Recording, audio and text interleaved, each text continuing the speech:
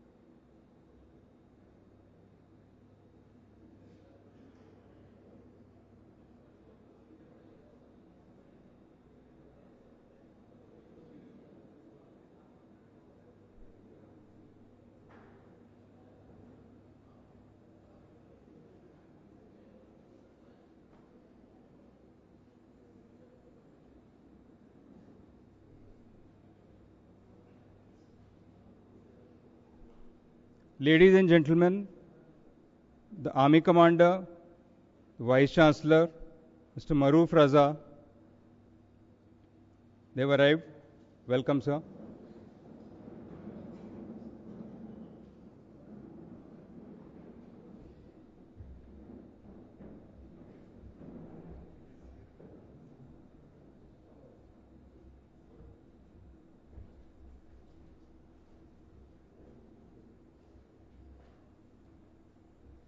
Please settle down.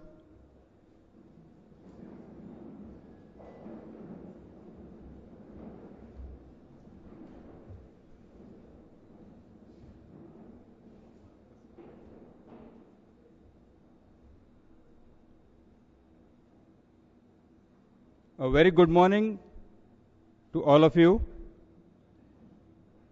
It is indeed a red letter day for the Department of Defense and Strategic Studies and Yashwantrao Chavan National Center for International Security and Defense Analysis, YC NISDA,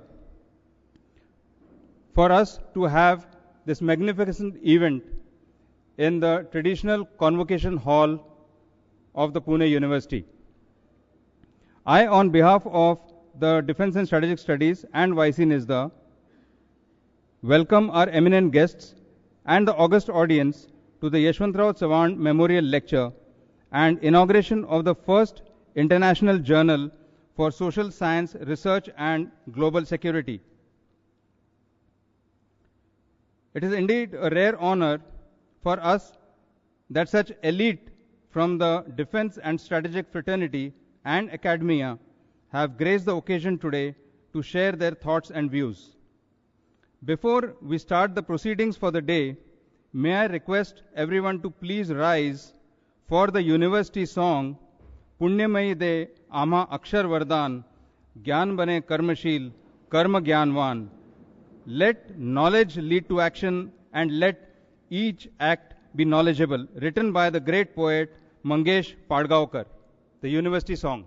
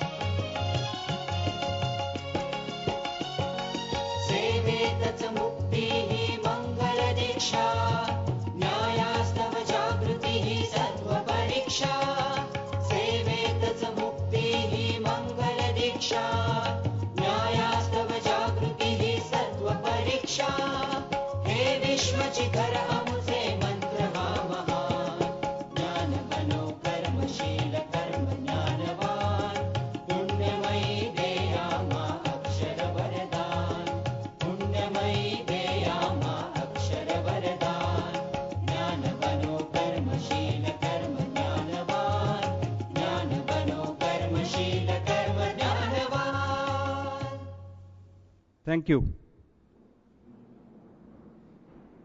May I now request our head of the department, Professor Khare, to please give his inaugural speech.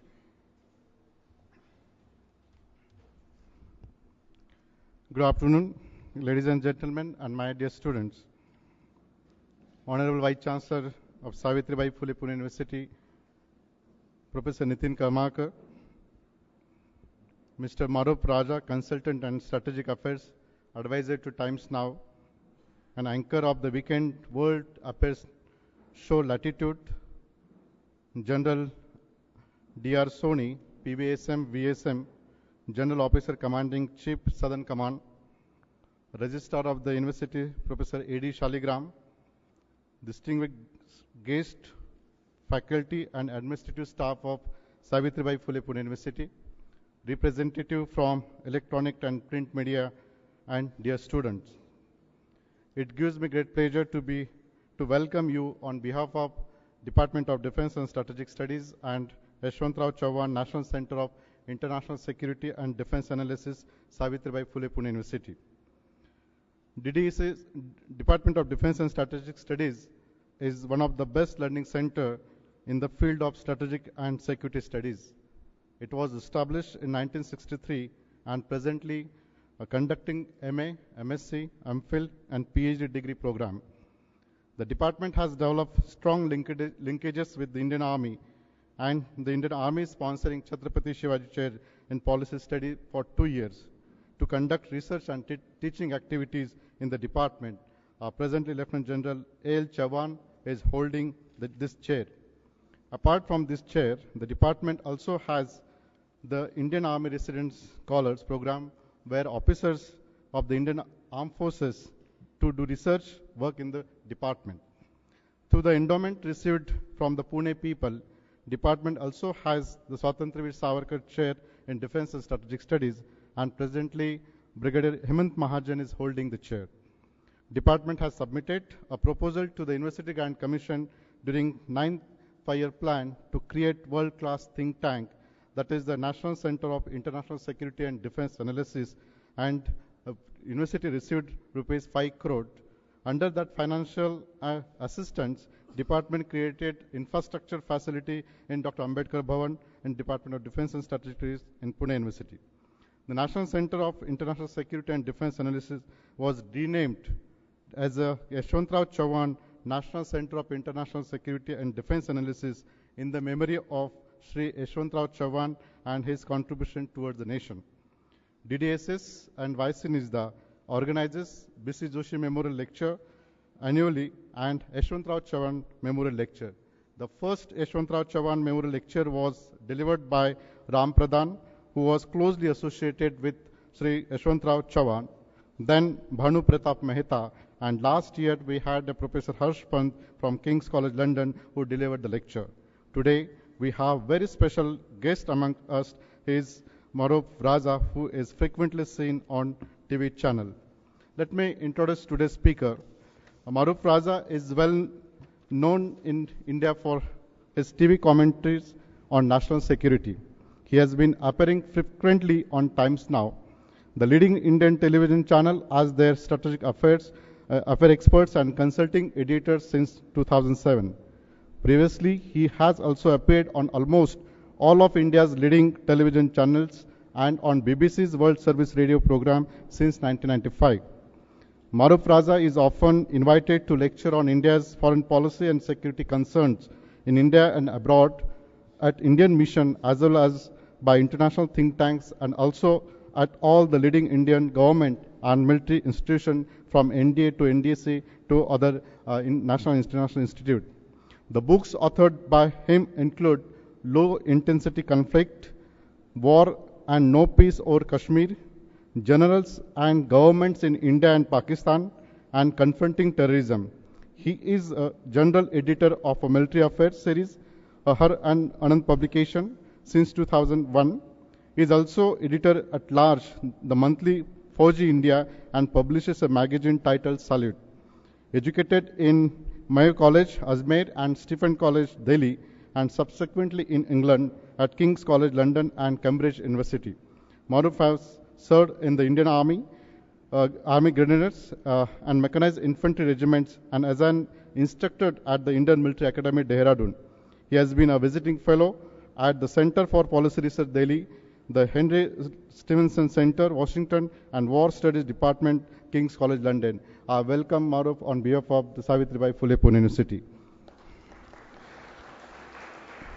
Today, we have a very special guest of honor, General D.R. Soni, PVSM, VSM, is the General Officer Commanding in Chief, Southern Command of the Indian Army, and assumed office on 1st December 2017. General Soni is an alumnus of the National Defense Academy, Khadakwasla, and Indian Military Academy, Dehradun. In addition, he attended all mandatory Army courses, including higher command courses at Army War College, Mahu, the staff course at DSSC, Wellington, and the Combat Group Commanders course at Armor Corps Center and School, Ahmednagar. He also holds a master's degree in global security from Canfield University and attended the Defense College of Management and Technology in the United Kingdom. General Soni was commissioned into the Central India Horse, a tank regiment of the Indian Army, since June 1979.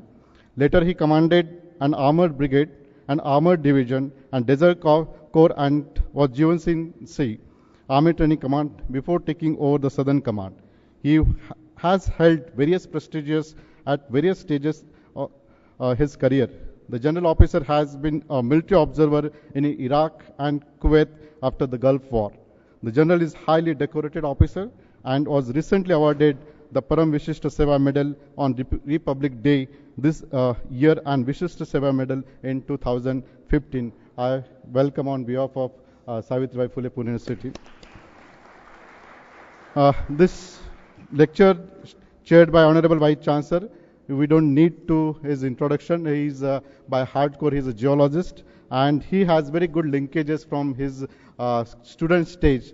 He has done his PhD in the area of Kargil, Dras, and other area, and he is a geologist.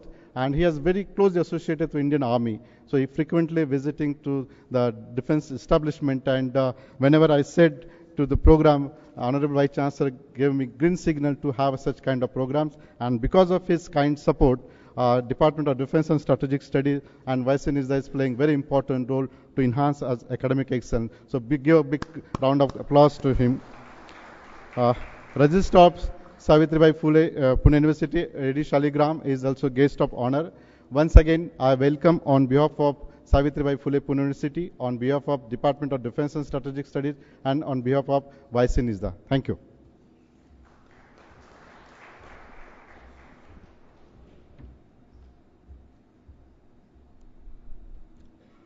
Thank you very much, sir, for the wonderful introduction. As is customary now, we will have the felicitations. To start with, may I request the respected Vice Chancellor to please felicitate our esteemed guest, Professor Maroof Raza, with a shawl, memento, and a book.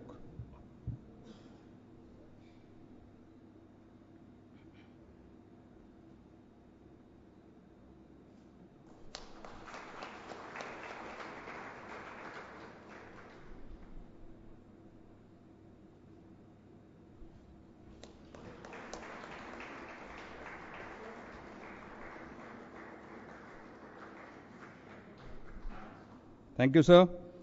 May I now request respected Registrar, sir, to please felicitate our esteemed guest of honor, General D.R. Soni, Param Vishish Seva Medal, ADC, GOCNC Southern Command, with a shawl, memento, and a book.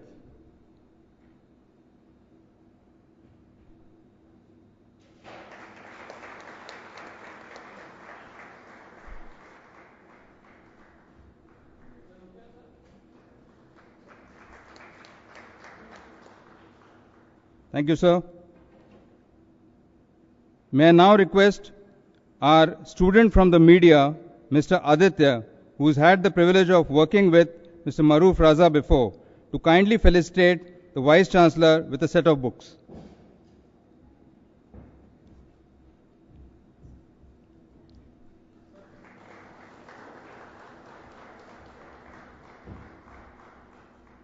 May I now request another student of ours, Ms. Rajashri, to please felicitate the Registrar with a set of books.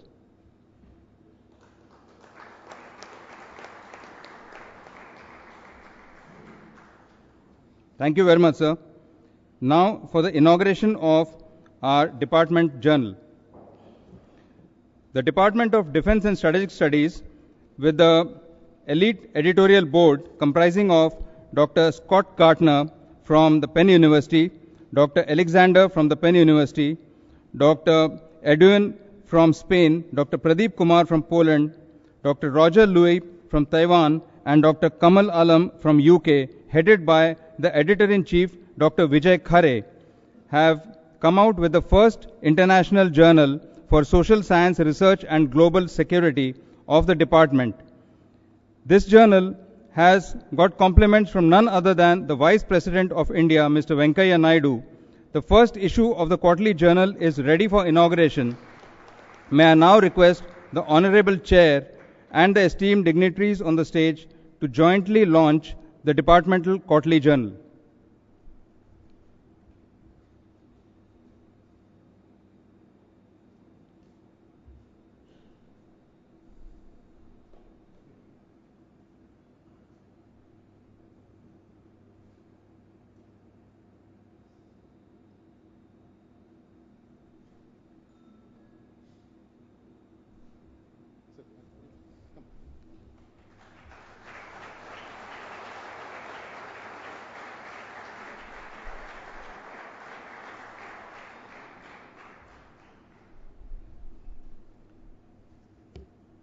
Thank you, sirs. Ladies and gentlemen, I am sure you'll agree that we rarely get such an opportunity to listen to great knowledgeable speakers like Mr. Maroof Raza. May I now request our speaker of the day to kindly deliver the Yashwantrao Chavan Memorial Lecture. Ladies and gentlemen, please welcome Mr. Maroof Raza.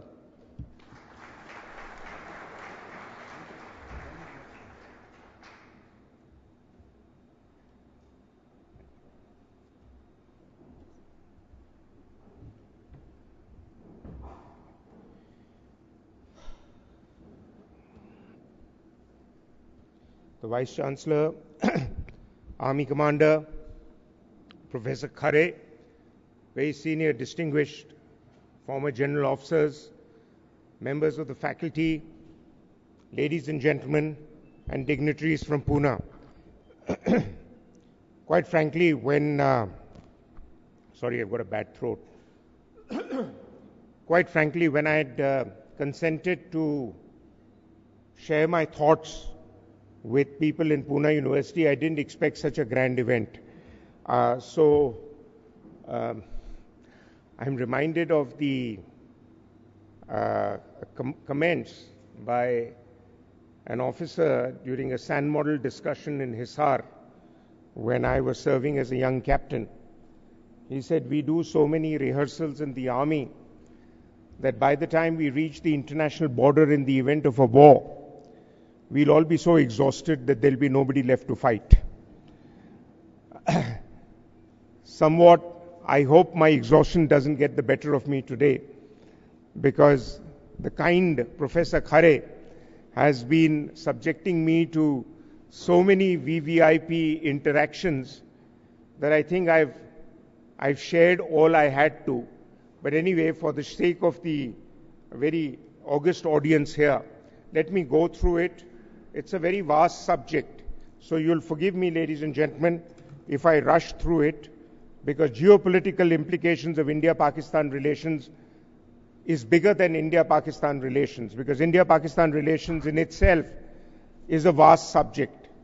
And as the distinguished Army Commander was saying in our meeting just before this, that nobody really knows what's the end game.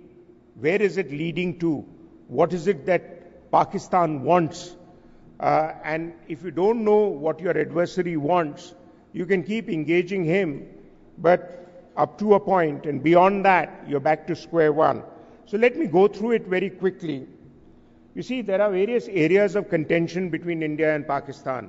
Most of these are broadly familiar with all of you. I've just listed them out.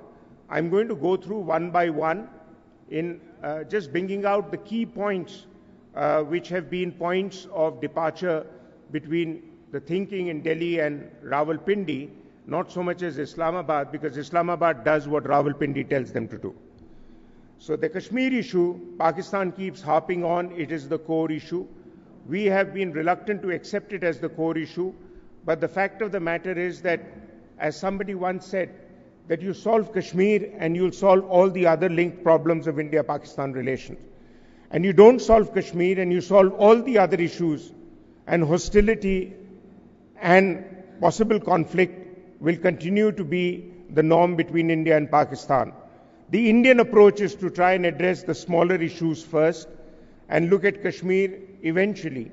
Pakistan is, you wake a Pakistani up from his sleep and he says, Kashmir hamara hai, hame de do. They haven't thought the narrative beyond that, because they have been given to believe that Kashmir should have rightly gone to them. And when Kashmir comes to Pakistan, then Pakistan will begin the process of nation building. So what is Kashmir? Here's a map of Jammu and Kashmir. This is what we call Jammu and Kashmir. The rest of the international community, because of the proactive work of Pakistan's public relations agencies, their military and their diplomats, don't see this all entirely as Indian territory. India still believes that all of Kashmir acceded to India as on 15th August, as on 26th October 1947, because as you know, that while India and Pakistan became independent countries on 14th, 15th August, some of the rules of partition required the heads of the principalities to accept whether to join India or Pakistan based on certain factors, population being one, the ruler's religious denomination being the other. In the case of Kashmir, the population was 64% or so Muslims and 36% non-Muslims, and therefore Pakistan believed it had, logically, Kashmir should have gone to them. Two or three things happened. One was, documents at the Congressional Research Service in Washington have shown me, in my research years ago, that none of the principalities that made up the Union of India, then, before independence, opted to join Pakistan.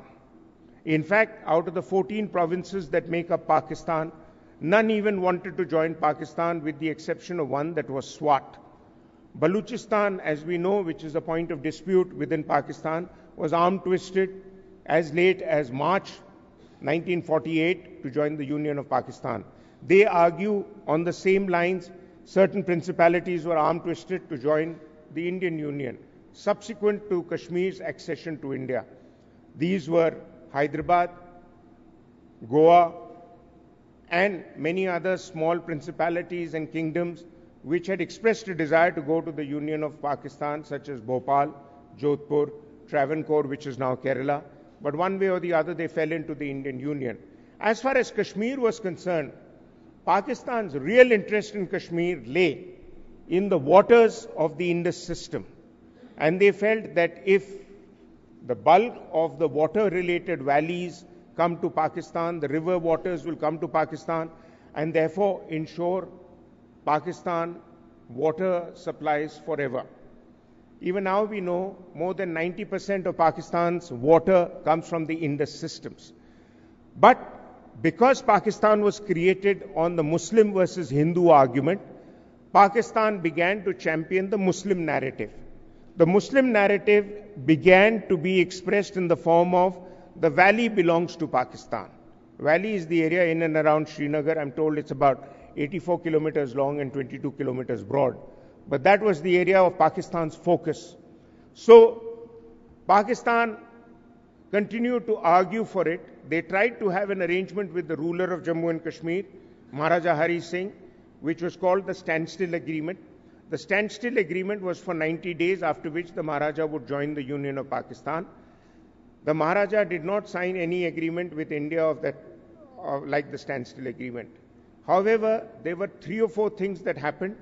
One was Maharaja's misrule in the areas around Poonch led to Pakistan believe that there was a considerable disgruntlement in all of Jammu and Kashmir, and they used tribal forces led by a brigadier then, but later Major General Akbar Khan, who took a battlefield name of General Tariq, and they launched the first invasion. So therefore, after the first invasion, and India reacted, India's reaction came only when the Maharaja acceded to India. And when India reacted, Pakistan was stalled because of bad battlefield management, because of irregular troops largely led by regular officers who indulged in rape and plunder all along the area of Baramulla, etc. And Pakistanis argue for the want of 3 armored cars, Pakistan lost Kashmir, because the aim was to roll down from Baramulla to Srinagar and hoist the flag of Pakistan on 27th of October 1947, which the calendar says was to be Eid. And on that day, Mr. Jinnah was expected to lead the prayers in Kashmir's Jama Masjid. It's another matter that Jinnah did not know how to say namaz. But Pakistan had built up this larger-than-life figure about Jinnah, who had emerged as the sole spokesman for the Muslim cause, as Aisha Jalal has argued in her biography. So Kashmir then got divided, as you see, along the line of control, which is now the line of control. But after the first war and the agreements and the UN declared ceasefire, Kashmir got divided between the ceasefire line, and west of it was Pakistan, east of which was India. This was later remodified in 72 after the 71 war and the Suchetgarh agreement to become the line of control. North of the ceasefire line, there is, where it is mentioned, the Siachen Glacier. That was unmarked area, uncharted and unmapped. And that area, unmapped in the sense, in a military sense, though the mapping of the Siachen Glacier took place around 1876 by a British couple. So the Siachen area was left undefined as no man's land. And the line of control, which is 740 kilometers, which starts somewhere near, ahead of Jammu, near Akhnur, and then goes up and finishes at a trig height, NJ 9842, became the de facto boundary. It is also in a way a geographical and a demographic boundary of Jammu and Kashmir. So Ladakh, Valley, Jammu, etc. came to us, and the area we call POK and Pakistan calls Azad Kashmir after a district in that area which is called Azad Kashmir. That became part of Pakistan, and Gilgit-Baltistan, the northern territories, remains with Pakistan. The British played a role in it, in which they encouraged Pakistan to take as much territory as possible in what is now called the POK area, so that at a future agreement over Jammu and Kashmir, Pakistan would have a reasonable toehold and be able to negotiate a bargain which would be to Pakistan's advantage. Another event that happened during this standstill period, that the first person to actually hoist the flag of Pakistan was a gentleman called Major Brown of Gilgit Scouts, who betrayed the arrangement he had with Brigadier Ghansara Singh of the Maharaja's forces who had gone to Gilgit Skardu, and he locked him up. He hoisted the Pakistani flag, and it is no coincidence that much later after his death, and more recently President Legari of Pakistan gave to his wife Pakistan's highest national civilian honor. So Pakistan, nobody opted for Pakistan on 15th August 47. And Pakistan's leaders were therefore looking at clutching at straws in the wind. Some of them came to them in the form of Junagadh, where the Nawab left his begums but took his dogs and Zulfikar Bhutto's father, his diwan, and flew into Karachi and declared that Junagadh is part of Pakistan. And the Hyderabad Nizam was having similar thoughts, such as the Maharaja of Jodhpur and the Nawab of Bhotpal, from whose family came Shahryar Khan, who later became Foreign Secretary of Pakistan. But Nehru would have none of it, and neither would Mountbatten. So none of them were allowed to go to Pakistan. So Pakistan was looking desperately to get some prize to show that the entire argument of partition that was mooted by Zia, by Jinnah and his followers, and the entire argument that Pakistan, the Muslims need a separate homeland, was actually a worthwhile argument. And therefore they homed on to Kashmir. There was a conflict over Kashmir. India responded. Indian troops were able to stall Pakistani aggression in what became known as the ceasefire line. Today, Pakistan's military narratives that come out of their Green Book and documents say that it was India that invaded Kashmir, and Pakistani troops moved in and stopped India from taking over all of Kashmir. So you'll see with Pakistan, everything that you say, they have a counter argument and they catch the other end of the stick. The second point of departure with Pakistan, which is a really big issue for India now, is the sponsorship of cross-border terrorism. We are all familiar with that. Puna's had some attacks, but the big dramatic one was 26/11 in Mumbai.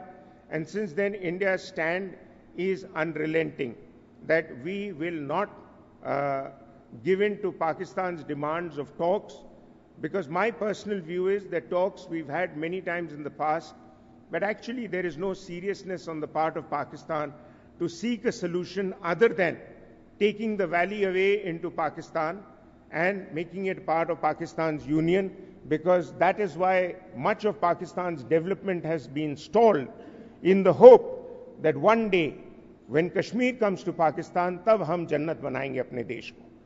But that I don't think is going to happen in our lifetime. And the lines have been drawn, and my view is, and some of the generals here may correct me, I don't think we have the military capacity to take back militarily all that is with Pakistan, such as POK and Gilgit-Baltistan, and neither has Pakistan the military capacity to alter the status of the line of control.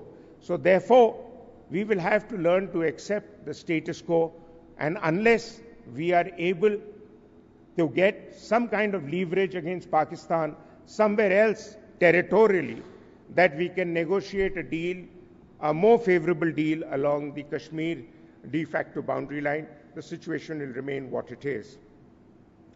India wants several wanted people on its list from Pakistan who are given shelter there, Dawood Ibrahim and others, Hafiz Saeed, Omar Sheikh and various other terrorists.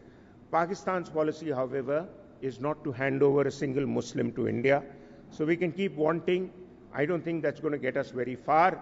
They may hand them over to America, but they'll certainly not hand over to us. So what does India need to do to deal with Pakistan-sponsored terrorism? It has to create its own list of can-dos and should-do, and these can range from surgical strikes, as we saw in the recent past, to much more aggressive posturing on the line of control, to even covert action and putting a price on the head of people like Hafiz Saeed. If the US can put a price of $10 million on his head, I can't understand, and we are willing to offer in Manmohan Singh's time $1 billion to a sinking European economy.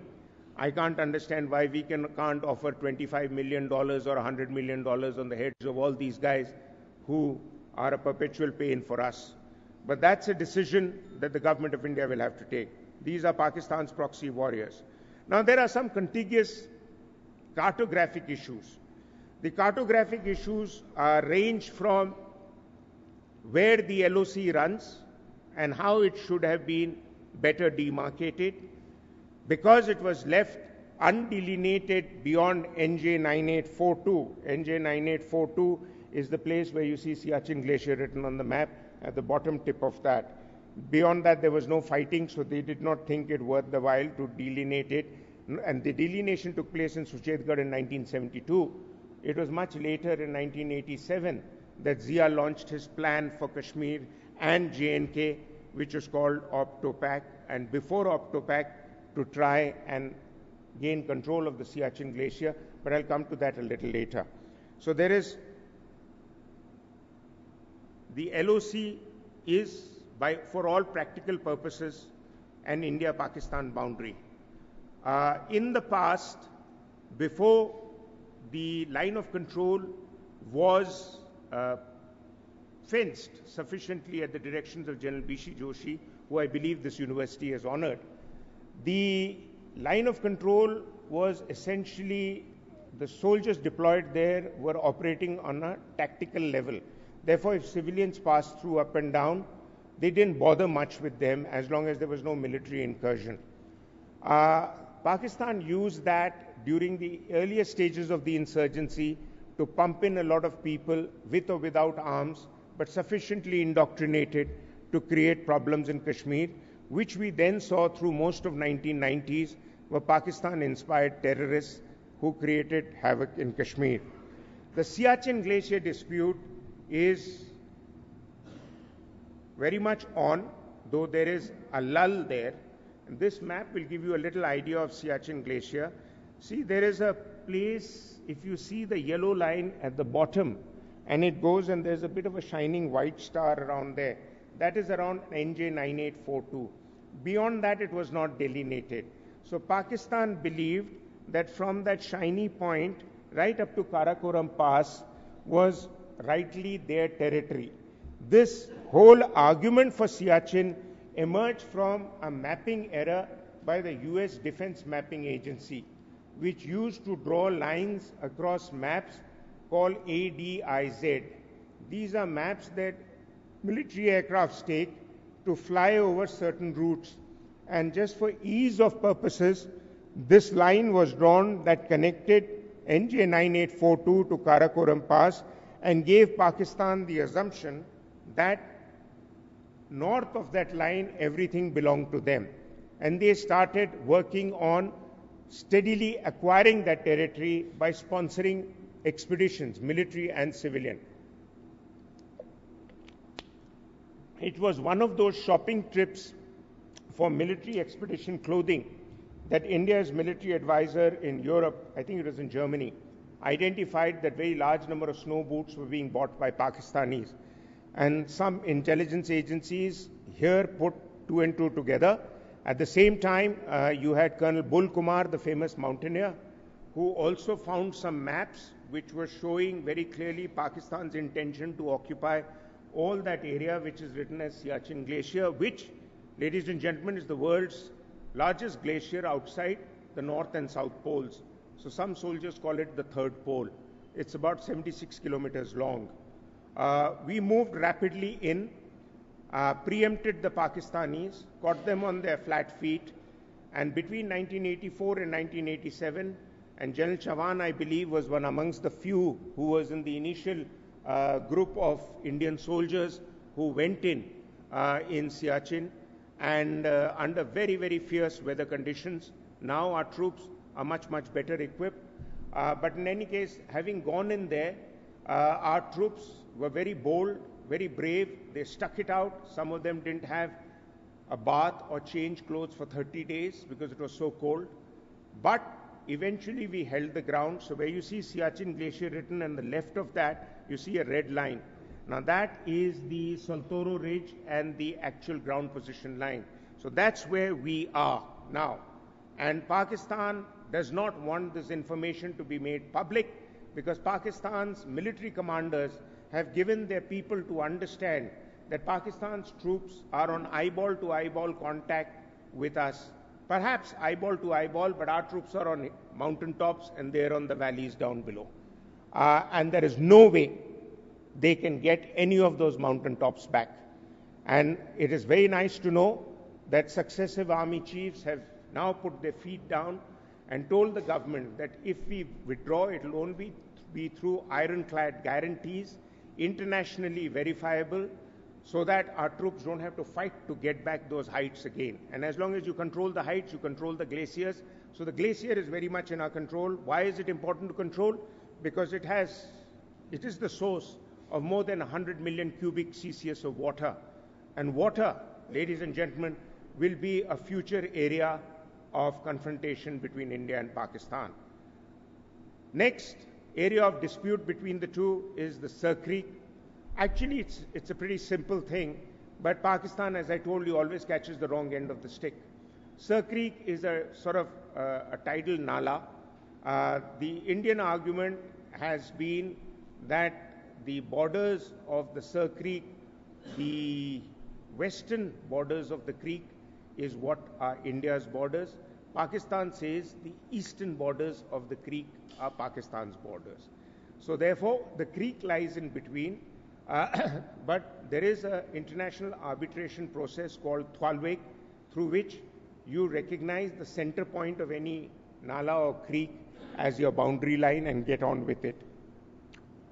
The problem here is that if you define a center point and you go further south into the Arabian Sea, up till I'm told 200 nautical miles, then the definition of what is your territory and their territory becomes complicated, because in our territory lies fair amount of oil resources in the sea. And that is what Pakistan is also indirectly wanting to get a hold of. And that's where, so this does come up for discussions from time to time. Both India and Pakistan agree on the 1914 documents of Sindh and Kutch as a reference point. But subsequent to that, both countries have gone to very great detail to prove that the other one is wrong. Now, Indus waters is something which makes Pakistan very nervous. The Indus, ladies and gentlemen, as you know, has 6 rivers: Indus, Jhelum, Chenab, Ravi, Beas, Satluj. So Indus, Jhelum, Chenab, the waters are to go uninterrupted to Pakistan, and Ravi, Beas, Satluj are to come to India for maximum usage. However, 80.52% of the waters of the Indus rivers are to go to Pakistan, and 19.48% of the waters of the Indus rivers are to be used by India. Nehru, in September 1960, gave a very favorable arrangement to Pakistan, assuming that if we are magnanimous enough with them, then Pakistan will look at India in more friendly terms. But with much of Mr. Nehru's foreign policy assumptions, even this was wrong. Pakistan continues to believe that India misuses the water, deprives them of water. This belief largely comes from a 1948 drought that Pakistan faced just after independence, where the rumors went out amongst Pakistan's Punjab and their Punjabi politicians that India was stopping the waters, which was harming the crops of Pakistan's Punjab.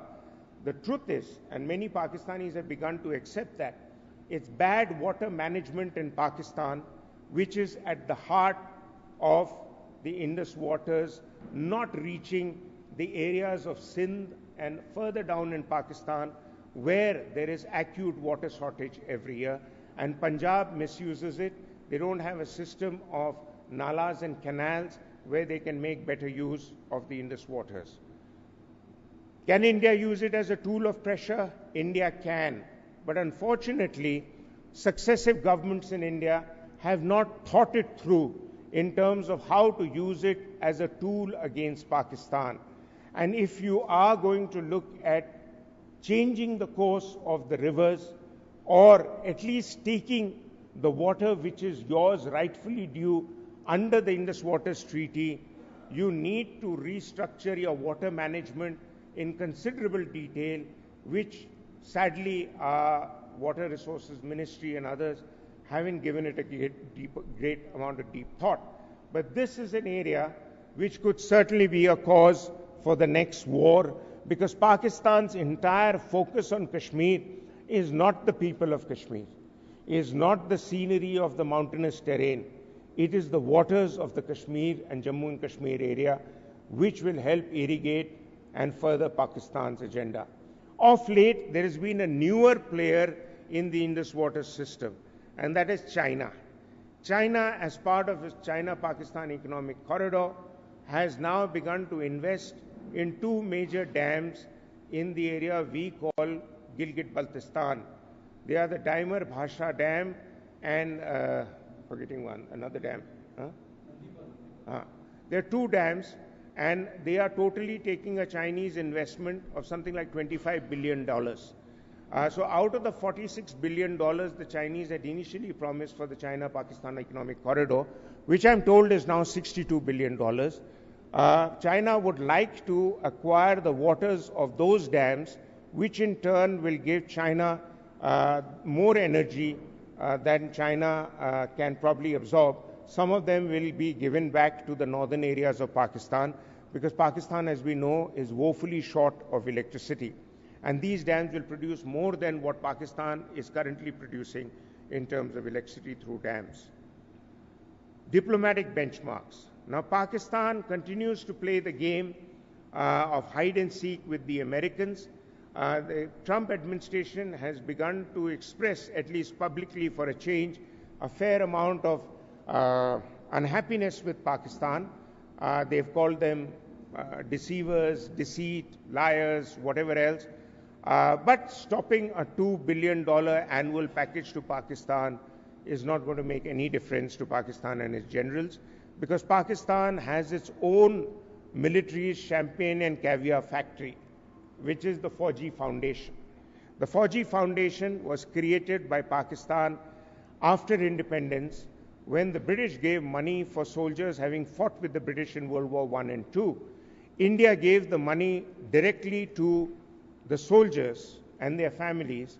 Pakistan put the consolidated funds together and created a Fauji Foundation, which today runs trucking agencies, hospitals, water management companies, and large-scale businesses. I'm told, as per Aisha Siddiqa, the author of the book Military INC, that Pakistan's military earns anything from $15 to $20 billion just from the Fauji Foundation. And Mr. Hussain Haqqani, former Pakistan's ambassador to the US and a man who knows Pakistan rather well, author of a few books, did say to me on one of my TV shows that Pakistan's military actually garners more than 70% of Pakistan's funds outlay for a variety of reasons, directly or indirectly. So keeping hostilities with India, showing themselves as the guardian of the Pakistani state against an Indian aggressor, and the Indian role in the liberation of Bangladesh is repeatedly hyped up and played up, not exposing at all the facts that led to Pakistan being routed there, apart from the genocide and rape and plunder of the Bengalis. Pakistan's completely mismanaged military system in East Pakistan led to a smooth run for our Eastern Army and the Air Force with the Navy that eventually led to the fall of Dhaka.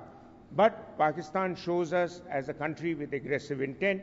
Another diplomatic failure on our part, we have not been able to sufficiently counter-argue and expose to the world that we went into Bangladesh in humanitarian assistance, since humanitarian assistance in the form of military aid was first argued by America in 1982 in Grenada. So therefore, 71 was early years to pick up something which there was no precedence for in UN debates. So Pakistan continues to play hide and seek with the Americans. There are many in the American establishment even today who look at Pakistan sympathetically, who feel that Pakistan, if pushed to a corner, will become a nuclear menace for the world. But many of us who watch Pakistan closely are quite convinced that these are nuclear bluffs of Pakistan, which you would do well to call off. Pakistan, of late, has developed a very close relationship with China. So I have said sometimes on television that Pakistan is the next North Korea. And China has been looking to make Pakistan sufficiently strong, which it has done. Most of Pakistan's military inventory now comes from China, and making China one of the world's largest exporters of weapon systems from one of the world's largest importers some years ago.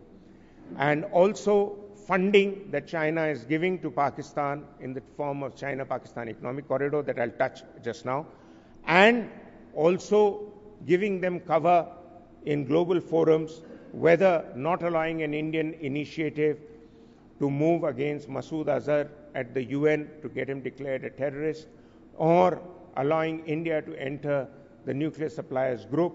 So all these efforts by China quite clearly show that China is not your friend. And those romantic diplomats in India who believe that we have a future in sleeping in the same bed with China are completely delusional fools, if I may use that term. But anyway, having gone ahead with that, as far as America is concerned, America is weaning towards us, but America will not abandon Pakistan till such time America remains involved in Afghanistan. And American definition of Afghanistan and troubled areas are multiple. One is a good Taliban is one who the Americans can buy out and talk to. A bad Taliban is one who still shoots at the Americans. As far as Pakistan is concerned, they have created the Taliban. And therefore, they have very deep inroads with the Taliban, their mindset and their leadership. And at least until the post-9/11 American involvement in Afghanistan, much of the Taliban's military leadership was retired Pakistani military personnel. As Philip Mason wrote in his book, A Matter of Honor, that if you didn't give them wars to fight, they would fight amongst each other. So the stock of people that make up Pakistan, North India and elsewhere, the so-called fighting people, they would always like to be involved in combat. So Pakistan Army created a combat situation for them. In fact, if you see this photograph, at the bottom of the photograph on the right, I don't know if you can recognize the person, is Lieutenant General Hamid Gul, Director General ISI and the man who created the Taliban. And Hamid Gul died recently but had enormous sway over all terror groups in Pakistan. So Pakistani generals regularly hobnob with them. We have, like all armies, all armed forces have various elements, like you have mechanized forces, armored forces, you have air force, you have navy, you have the country's armed forces. Pakistan, in addition to that, has the jihadis. They use religion as a principle of war. So they have no qualms about using these guys to keep us on the run while the regular army continues to get fat on massive budgets. I was at a debate in Bombay last year, Tata Lit Fest, and I was up against Shashi Tharoor and Pawan Verma. And Veer Sanghvi was moderating and asked me that, Maruf, why do you believe that Pakistan will always be hostile to us? I said, Veer, we are from the same school, so we know each other. I said, Veer, find me a man in this gathering who has a Mercedes car, and find me another man in this gathering who has a Maruti car. I said, ask the Mercedes guy to happily swap his Mercedes for a Maruti car. He said, why would he? I said, Pakistani generals go around in Mercedes. Our generals go around in Marutis. That is why they don't want to swap each other's roles. If you understood that, then you'll understand the very essence of hostility with India. It gives them a status beyond the Praetorian Guards of yesteryears. They are the Karta Dharta in Pakistan. I mean, I can give you any examples. Benazir Bhutto on a second tenure was not sworn in for 7 days till she gave a commitment to the military that she will not interfere on nuclear issues, India, China, US, Afghanistan, 5 issues. She can look after water management, child welfare and all that as Prime Minister, but not national security. They were too illiterate to understand the nuances of national security, the military belief. So you have a relationship in Pakistan where America is once again out of the door and China is back in. But this is not the first time. As I've told many Pakistani interlocutors in TV debates, I said they will use you, they will dump you. They did it in the Seato-Cento agreement between 1952 and going on to 60s. They did it after the Russians went out and General Zia used them to his advantage. They did it post 9/11 with Musharraf. And now America is not finding sufficient use for Pakistan, so they'll be out soon of Pakistan's equation. In fact, you already have Pakistanis turning around and showing them their eyes. What Pakistanis are very good at is projecting their strategic importance to the world. They are very good at that, and we, as a land in India, endowed with so many strategic advantages, but you'll find our diplomats waffling when you ask them what are our strategic advantages. A boy in a school once asked me a question, and it's the best question I've been asked on India-Pakistan relations.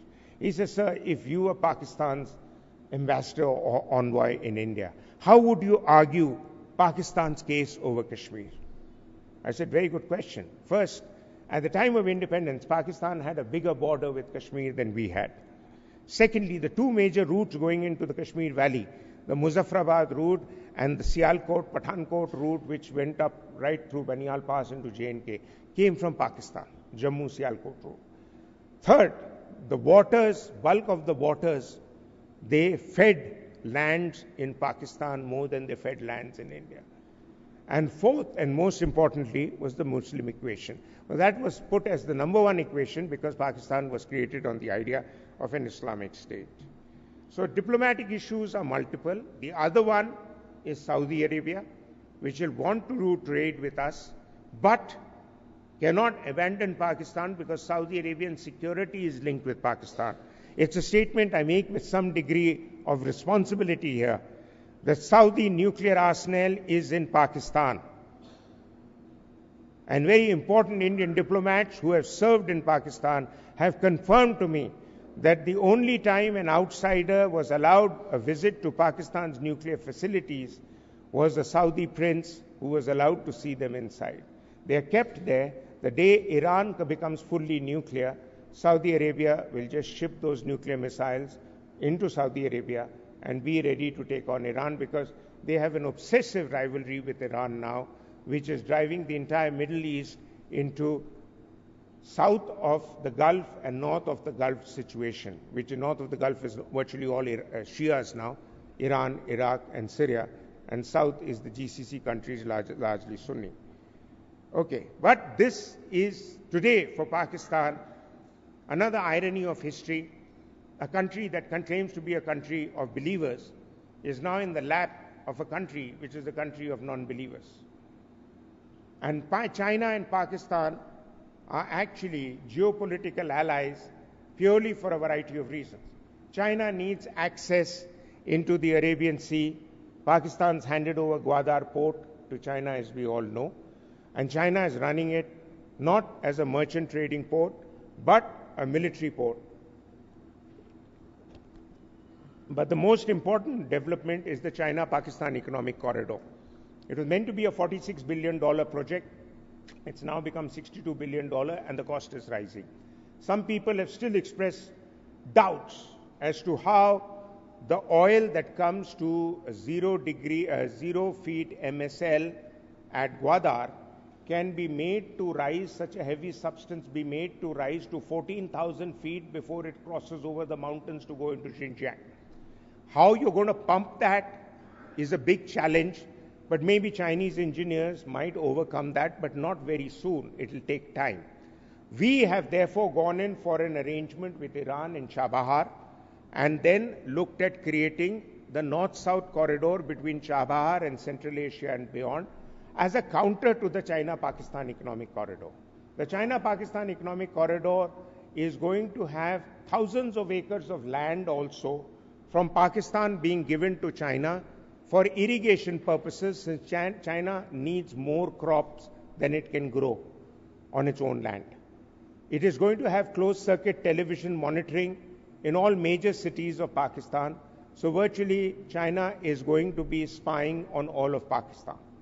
It is going to provide cyber optic communication links with all major cities in Pakistan and a highway that will run from Kashgar to Gwadar. Whether that highway will run smoothly with Baluchi resistance or not is anybody's guess. But this is the big geostrategic effort that Pakistan and China are putting together. It is part also of China's Belt and Road Initiative, or the One Belt, One Road Initiative, where the CPEC, China-Pakistan Economic Corridor, is one of the flagship initiatives. The Belt and Road Initiative, India has, as we know, refused to join, purely because you cannot run this thing through territory which is still legally India's. But I don't think China is going to relent on that, and I don't think we will easily relent on joining the Belt and Road Initiative. Within India, we are looking at creating other corridors of trade and initiative funded by Japan primarily, and even some bullet trains funded by China. But effectively, India is looking at marrying up India with East Asia through the Look East and Act East policy, which will be the corridor running through from northeast India to Myanmar and beyond. Possible scenarios. So what are the possible scenarios between India and Pakistan? We continuously keep hearing that there is firing on the LOC, things are going to get effectively out of hand.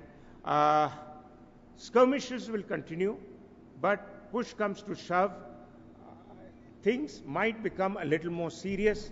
But those who believe that because we both have nuclear weapons, we are not going to be in a position to fight a war, were proved wrong during Kargil when we were nuclear weapon states, but we did not even consider very seriously the use of nuclear weapons, because nuclear weapons in itself provide you a strategic window to fight short, sharp conflicts in certain parts of your border.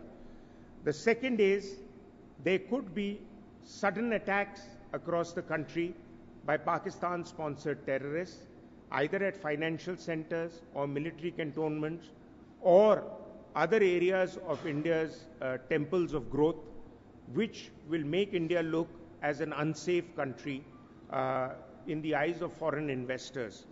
I am sorry to say that we are still not fully prepared to deal with those eventualities. There could be, in the event of an India-Pakistan border mobilization, like after the attack on the parliament of Parakram, a possible Chinese military mobilization, and therefore you've had statements by two chiefs at least talking of two-front war, and are we capable of it or not. That would put a lot of public pressure on the government to come around to accepting that yes, it is better not to have such an aggressive stance against the Pakistanis. Cyber attacks could certainly be increased. I'm told Pakistan's cyber capabilities today in military terms are better than that of India. China is at the next level. It's looking at doing cyber battles with everybody in the world. The US has recently come up with a new US defense cyber policy. But quite clearly, I think the Chinese are very focused. They know exactly what they want, and they are heading in that direction of putting more and more pressure on countries and resorting to cyber thefts. The Chinese fighter J-35, if I'm not wrong, is made of a stolen design from a stealth fighter of the Lockheed Martin. And the Chinese are not going to stop very easily in their path to global supremacy. India's military responses could range from more surgical strikes to use of weapons from our side of the LOC to hit at targets when there is specific information, if there is much public outcry against the next Pakistani attack in J&K or elsewhere. But certainly, like the Indian government was reluctant to give out the public pictures of the surgical strikes, efforts will be made to hit terrorist-specific targets without embarrassing the Pakistan army, which in any case trains, molds, and lives with them. So that will be a factor in how much India is willing to embarrass Pakistan. There seems to be a reluctance on the part of New Delhi not to push Pakistan over the brink. And Mr. Modi's mention of Baluchistan at the Red Fort in his speech some years ago was a one-off. I don't think the government of India really has a serious game plan in place on how to shift the focus of India-Pakistan discourse from Kashmir to Baluchistan. Much more can be done, but the previous Foreign Secretary was asked this question in South Block in my presence by one of the Indian ex-Foreign Secretaries, that why are we reluctant to give a visa to Mr. Bukti, who was in Switzerland wanting to come to India and announce the formation of an independent Baluchistan. And I think it was a cheeky reply and quite clearly didn't have substance. He says, but visa on what passport?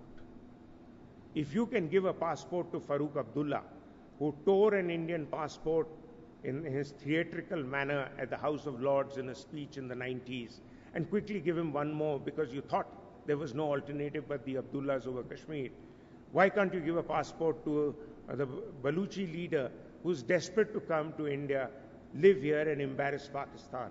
But we seem to be a muddled lot. Our South Bloc diplomats are still, many of them live in the romantic past that one day everything will be fine between India and Pakistan. And they believe that the corridor that runs from the so-called Grand Trunk route from Peshawar to Calcutta and beyond is going to be the defining corridor for goodwill and trade, are living in a state of delusion.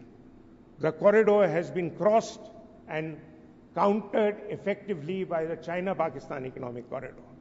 And China is not going to let you. And how can Pakistan justify to its people? It's a question that Mahbubul Haq had asked in the 1950s when Pakistan was being formulated, the constitution was being debated. We put the constitution together in January 1950. Pakistan was still debating the modules or the pillars of their constitution till 1956. Not sure whether should Pakistan be an Islamic state or a secular state. And Mahbubul Haq asked this question, that why are we debating this? Weren't we very clear what we created Pakistan for? But it was Jinnah's speech after independence which put doubts in people's minds. And that speech, ladies and gentlemen, which called Pakistan to be an accommodative secular Islamic state, has disappeared. So therefore, Pakistan is now fully into the realm of being anti-Indian, anti-Islamic state, anti-Indian, pro-Islamic state, where what we thought was the mainstream, the English-speaking elites of Lahore and elsewhere that our older generation went and had kebab with, they don't matter. It is now the Hafiz Saids and his ilk that run Pakistan. And Pakistan today, what we call the fringe, is the mainstream. They run the largest set of schools, the Al-Dawa schools. They have the largest financial collection system, better than the Pakistani Finance Ministry. And they have warriors of their own, and they dispense justice more effectively than the courts of Pakistan.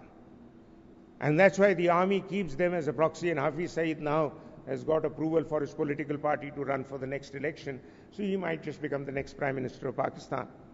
Okay, so then we'll see Modi versus Hafiz Saeed, who appears to be harder in dealing with each other. Now, the last point, what are the costs of a war? Interestingly, when we fought the Kargil conflict, it was 5,000 crores, estimated 5,000 crores would be the cost of a week of conflict. Today, it would be 5,000 crores, the cost of a conflict for one day.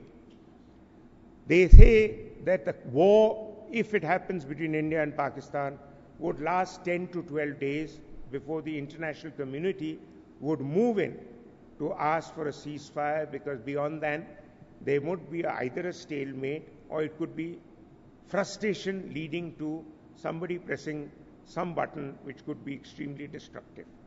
So therefore, the idea of a full-fledged conflict is not something which the world would accept very easily between India and Pakistan.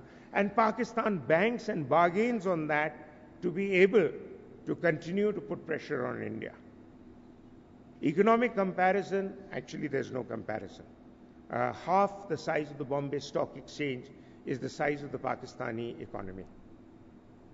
Also, 3 of India's largest oil companies are as big as Pakistan's GDP. So we are miles ahead, but what we lack is a coherent vision, political resolve, a national acceptable thumb rule that this much is enough in terms of our patience. There are still dissenting voices, and therefore we appear to the world as a country which is a mixed bag. You want the world to declare Pakistan a sponsor of terror, but you have the Home Minister of India turning around and saying, we cannot declare them a sponsor of terror because we have international obligations. What international obligations do other countries not have who you want them to declare Pakistan? You want Fiji Islands to declare Pakistan a sponsor of terror? Or maybe you might want Greenland to declare Pakistan a sponsor of terror, because I'm sure those 2 countries don't trade with Pakistan, but many others do. So I think we are a mixed bag, and there is no cohesion or coherence in this government's policy in dealing with Pakistan as much as was the last government's, because the fault lies with a number of file-wielding bureaucrats and diplomats in South Block who tend to color the minds of our politicians with mumbo-jumbo about, if you do this, sir, ye ho jayega. If you do that, ye ho jayega. Basically, national security is something which I believe is too dangerous a business to be left to clueless politicians. So, I can cut the long story short because I've spoken for 40 minutes, and that's what Professor Khare told me. But are we going to be shooting for a conflict for the next 100 years? I see no end to this, because the idea of Pakistan is in contradiction with the idea of India. India, the founding fathers, was made a country which would be a secular democratic republic, accommodative of all caste communities and peoples. Pakistan was founded on the opposite idea, that the Muslims in the subcontinent needed a home and Pakistan would provide that. And therefore the Muslims cannot live at peace with other communities. It is another matter that there are still more Muslims in India than in Pakistan. It's another matter also that Pakistan has repeatedly fudged its census figures and now got the numbers acceptable to the international community, that they are home to 200 million Muslims, when in reality the figure cannot go beyond 160 million. India's figure is 172 million Muslims. So the fact is that Pakistan must do everything to project itself as God's own land. But as one Pakistani said to me, कि पाकिस्तान तो जुम्मा के 24 तारीख को बना था, अब पाकिस्तान को खुदा ही बता सकता है. Thank you, ladies and gentlemen.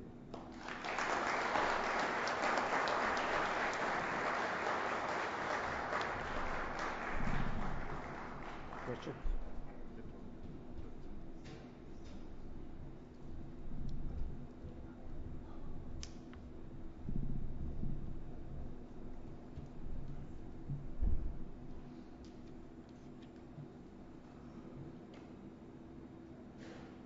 Thank you very much, sir, for sharing your deep knowledge about such a vast and ever contemporary topic. I'll just quote one incident. A friend of mine, while doing the higher command course, had coined a term for Pakistan which he called IMD, initial manufacturing defect. So when there is a IMD, nothing much can be done about it. The session was full of thought-provoking, valuable knowledge and ideas. Now I consider it a great honor to invite General Soni, the Army Commander, to enlighten us with his views. Gentlemen, the Army Commander.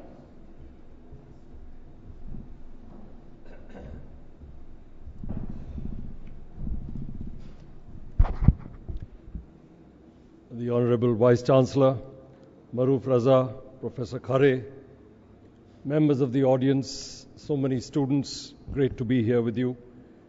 You had an eminent speaker talking about the geopolitical dimensions of India-Pakistan relations. It's a conundrum because relations invariably end to be close to each other, more friendly than foes. Somehow, since the creation of this dual state of Pakistan and India, there's very little that we've had in terms of friendship and quite a lot of animosity, which has now only taken a truly alarming state. Because is Pakistan only about religion? What is Pakistan all about? Like he mentioned, it can never be about religion because there are so many different countries in the world which have larger Muslim populations. So what's it all about? Is it about ideology and not the religious kind? Is it about ideology which says that I believe that what I believe in is right? I will keep saying it whether you can try and defeat me with logic, but I will keep shouting this from the rooftops because I am right, irrespective of the logic involved. And which is what, if you have seen so many of these television programs where Maruf himself has been sitting and there have been other thinkers on the subject sitting and discussing with their Pakistani counterparts. Somehow it doesn't go beyond the basic finality that they want to show, and that is that we are right and nothing else counts. Now that seems a little irrational in today's so-called rational world, because we have started increasingly becoming logical in our thought. International relations, developments across the world have actually taken us to a state where we believe we are now becoming largely rational. A big push in that is the economic construct in international relations. And secondly, the military power that people with economic mights have started developing to back up that economic construct. Now, you know, India is surrounded by beautiful geographical features. The subcontinent is massive. But we have this little thing on our side, on our west, where all the beauty and the brilliance of this subcontinent cannot be permitted to go beyond.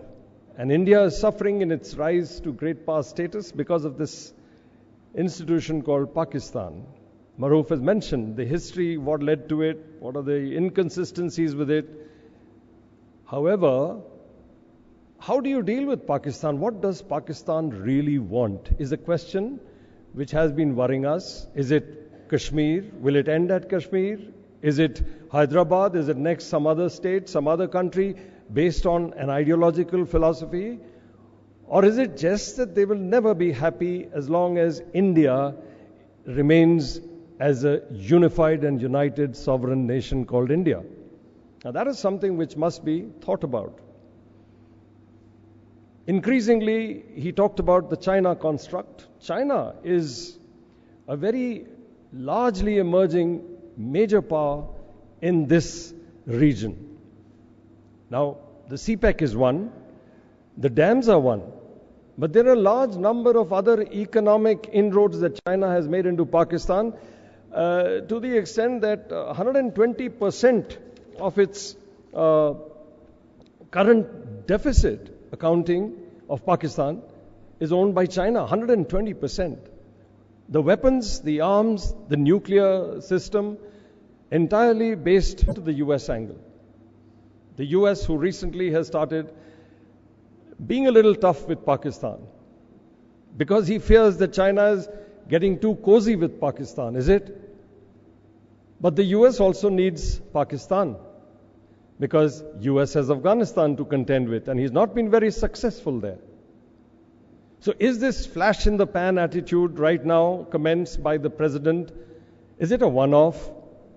Will it manifest itself into something different and more stringent?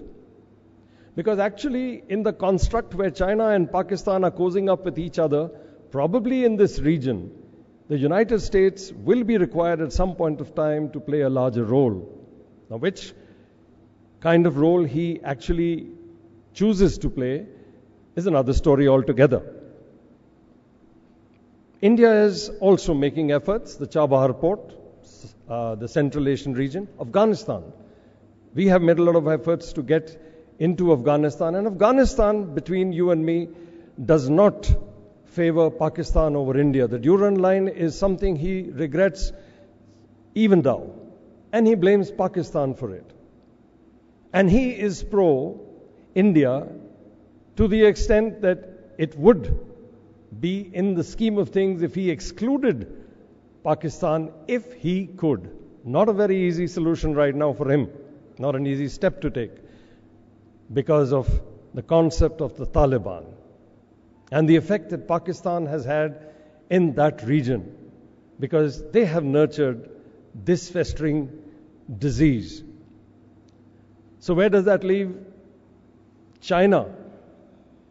China has also gone into this geopolitical construct by making sure that the Maldives, Sri Lanka, Myanmar, though to a very lesser extent. When the military junta was in power, they had about $12 billion worth of economic projects. But after the democratically elected government came into play, it's only down to about $407 million, which is a decline.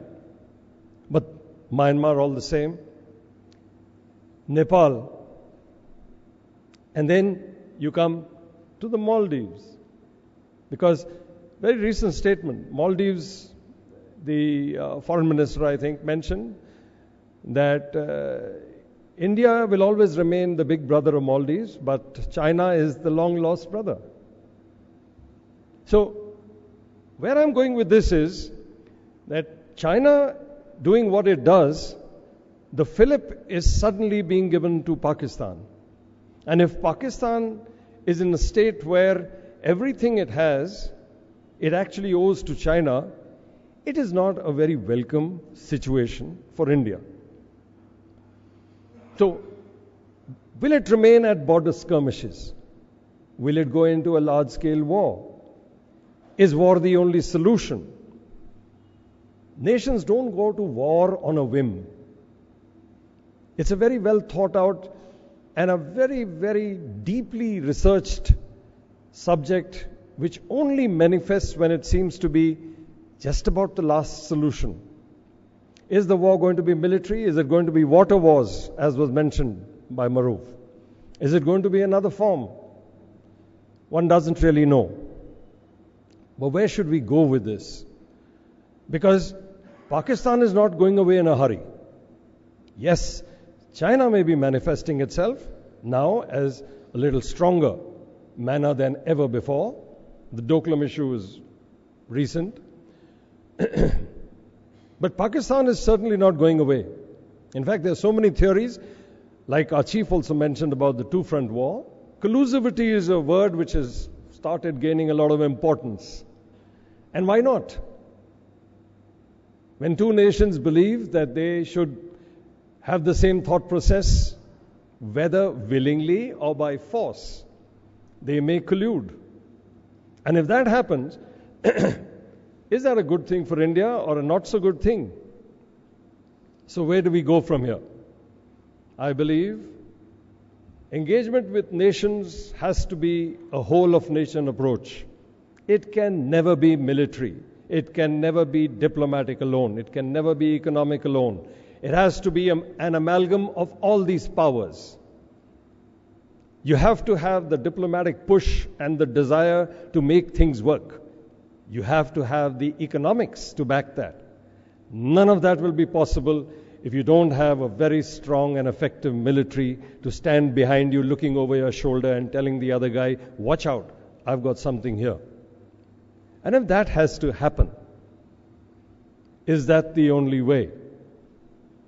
Is it possible in today's world to take down various public infrastructures by cyber warfare?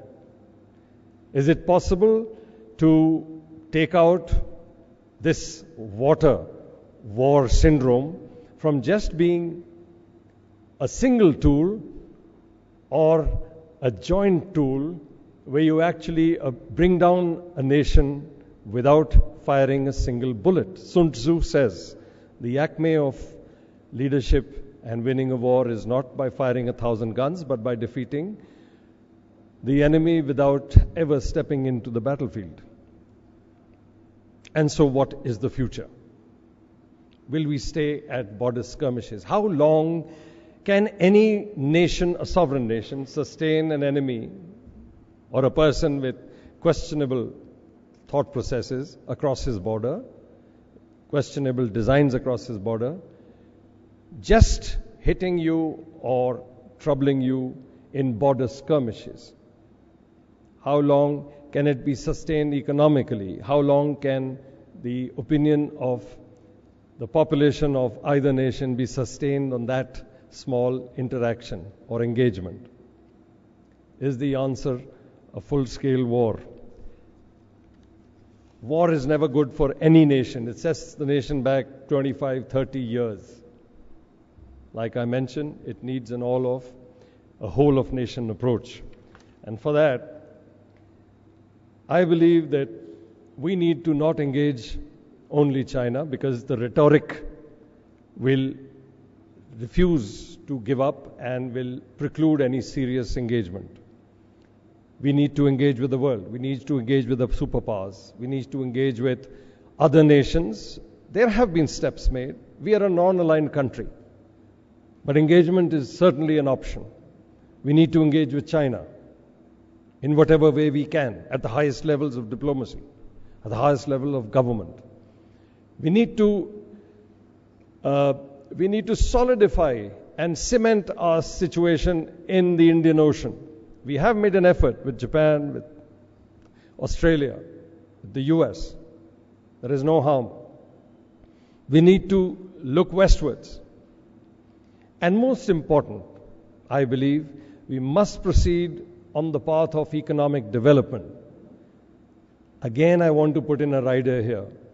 Economic power can only have any value if you have a strong military to support it.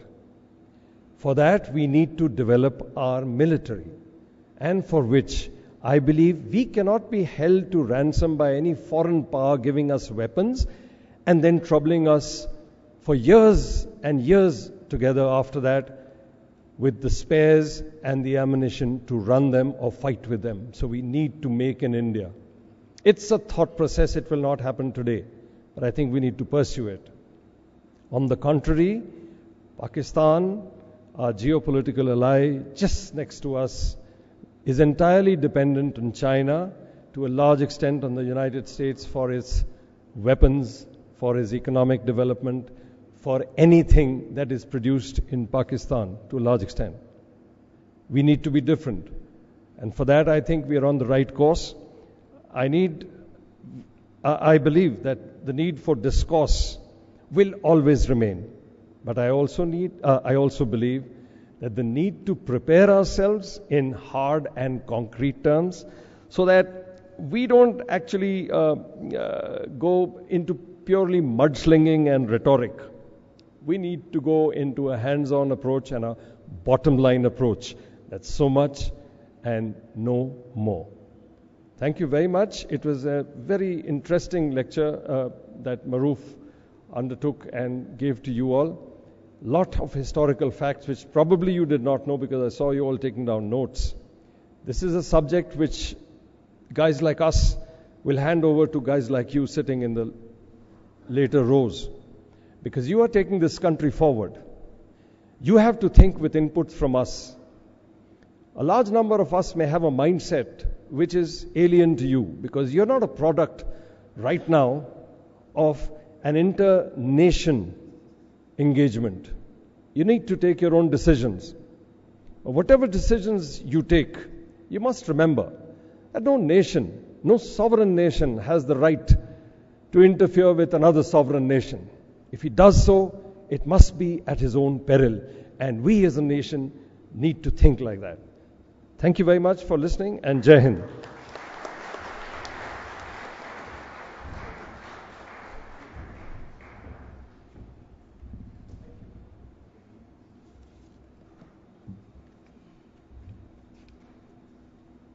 Thank you very much, sir.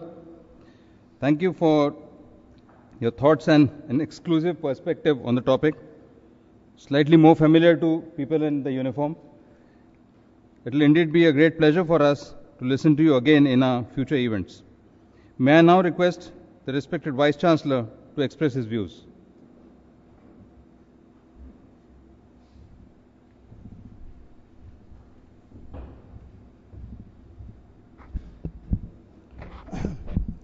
Good afternoon.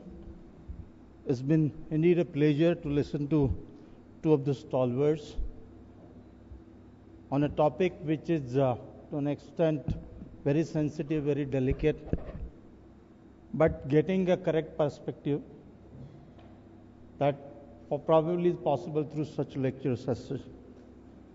I've been a frequent visitor to this particular area, not as a normie official, but basically a geology person since 1982. And probably much before you all people could knew about Kargil and Dras. In 82, perhaps the first visit that I made, and since then it's been a regular sort of a journey in the sense for unraveling the geological sort of mysteries in this particular area. This entire terrain covering more than 9,000 square kilometer area, and such a beautiful terrain right from basically the Kashmir Valley to the Ladakh, almost up to the Hanle border with Tibet. And I travel all across breadth and length of this particular terrain as such. And as rightly been pointed out, basically the water that the Indus carries from Hanle, it enters into this particular region, and we hardly make any use of it because of that particular treaty. There are no dams, nothing. Most of the time it is going just for a drinking purpose. Possibly the people in the close by sector make use of it. Even the electricity that normally even the army enjoys or the local villages is run by basically on the gensets. So lots of basically fuel has been put in to generate the electricity. And just give you an example like how complicated is this particular region from the point of view of its geopolitical history point of view. We wanted to help the army because on way to Leh is a place called Chumatang where there are hot springs been present as such.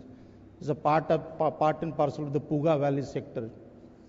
And basically the temperatures are more exceeding almost 90-95 degrees centigrade.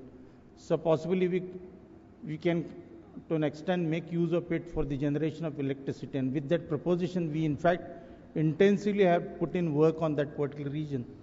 Army was in favor, then we even spoke to the Chief Minister at Kashmir, and then obviously everybody started telling us that we don't have money to invest into it. So if we finally approached basically the World Bank, and the Japanese bank was willing to fund. But a small incident that occurred almost 300 kilometers away from that particular region, somewhere close to Hanle, some sort of a insurgency from Chinese part as such, and the whole proposal got collapsed. The Japanese started saying that it is all disputed land. We would not be able to put any money on this particular project. So this is what, in fact, that region, the Chumatang is almost 300 kilometers before that place where the incident occurred. So it's so complicated. And we could not get money, and the project remained as it is as such. From the geological point of view, basically the Himalayan terrain that we have over here, that's all again interesting. The monsoon that we received was only because of Himalaya. Because there is a desert beyond, and just because of this particular barrier, we get the regular monsoon, which otherwise we would have been missing sort of. So, from the point of view of even the geological interest, this is an important terrain. And to more about basically about the relationship with Pakistan through such an husky voice that I regularly listen to him on Times Now whenever Maruf Raza is there on that. And it's actually an opportunity for us to actually see him and it's a direct live interaction with him. And then so is with General Soniji. Both of you have made our day. Thank you so very much.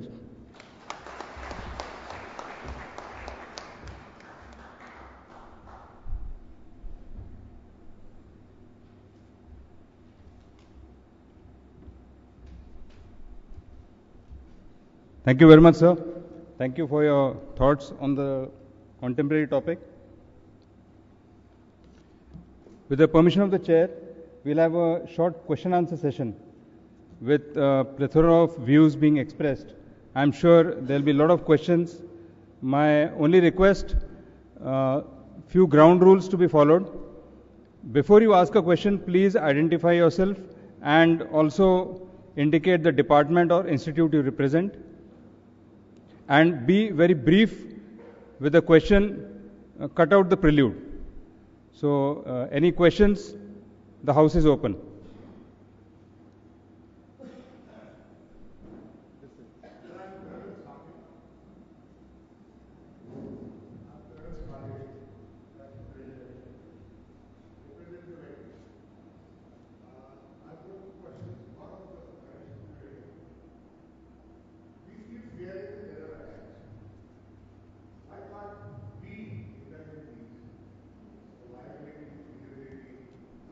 We understand the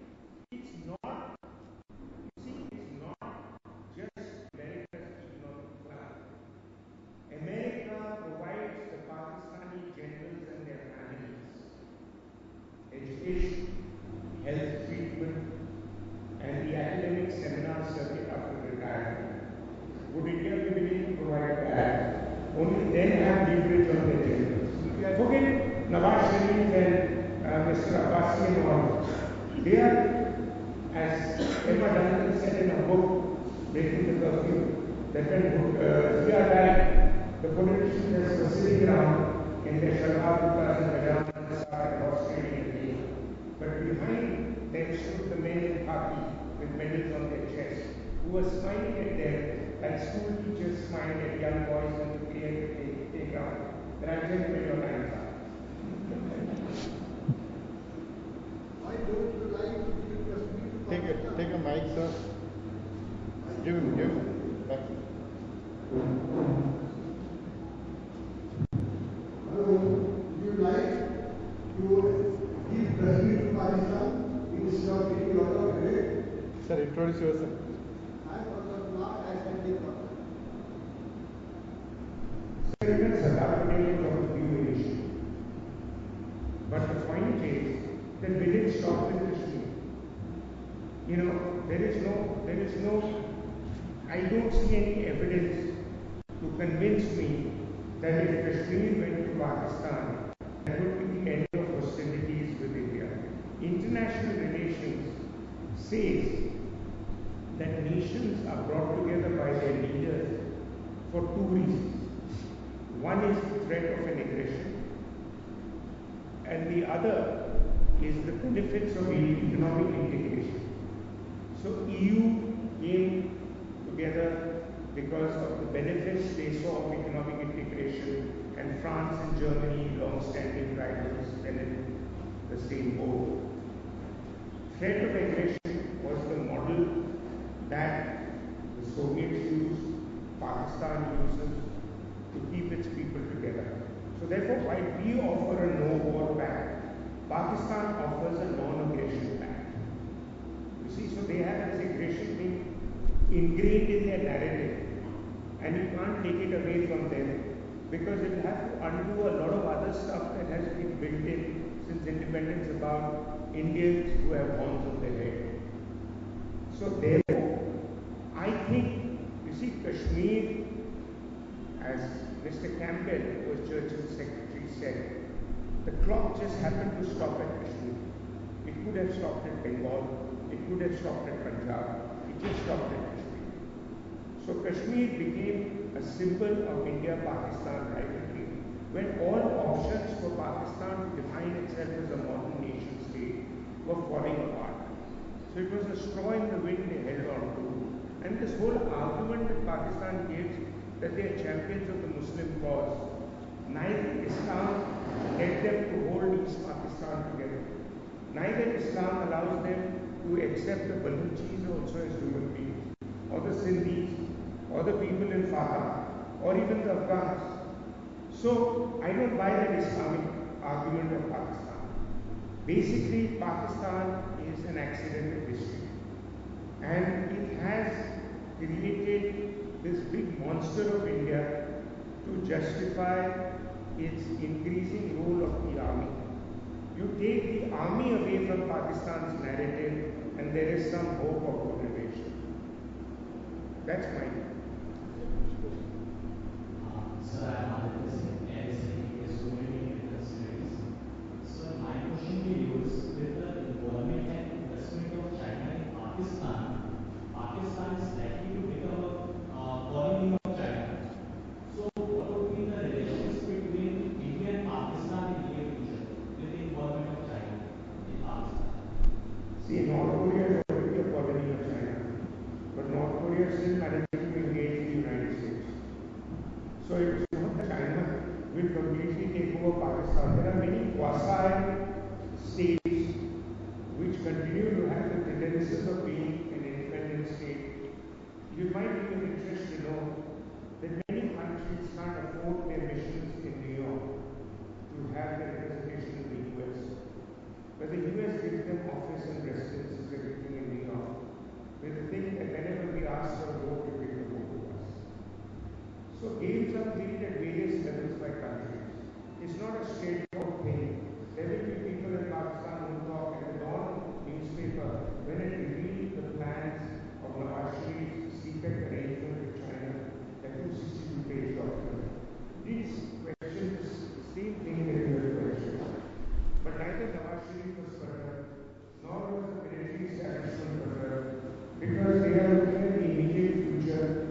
bailout policy, and China is giving that. China has a deep pocket, as the army commander brought out, that we can't match Chinese deep pockets, whether at government programs in Maldives, in Guadalajara, in Zimbabwe, in Burma, and many other places. So China is going to buy its way out only which goes against China, and that is the one straw that we hold on to.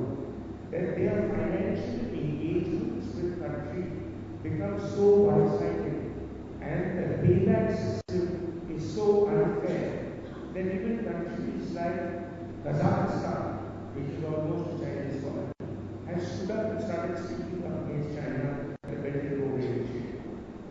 So it's not going to be a smooth ride for China just to buy its way through. What worries me is that China has been pumping weapons in Pakistan for ages. American scientists have said Pakistan's nuclear program is China's nuclear program in Pakistan. Even documents that were discovered from Libya when they were taken away to the US Army, the Darwin Scotland, and some of the files fell out of the bag at Kennedy at Washington at Dulles Airport. The files were picked up by some journalists, and they had all design and writing in Chinese.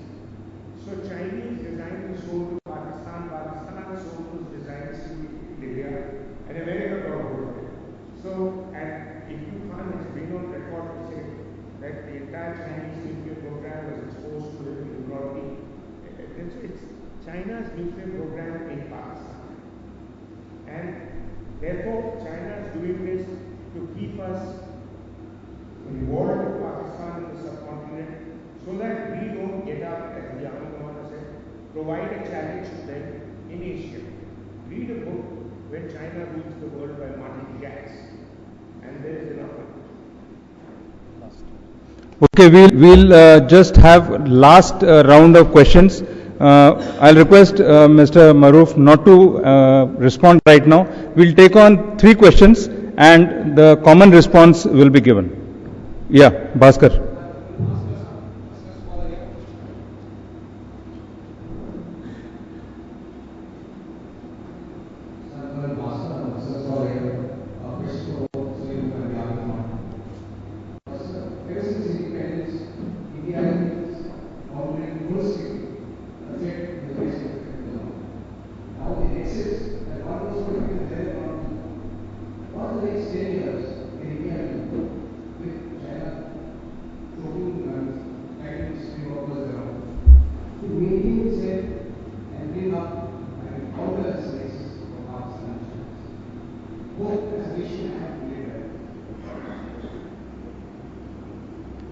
Yeah, just pass the mic.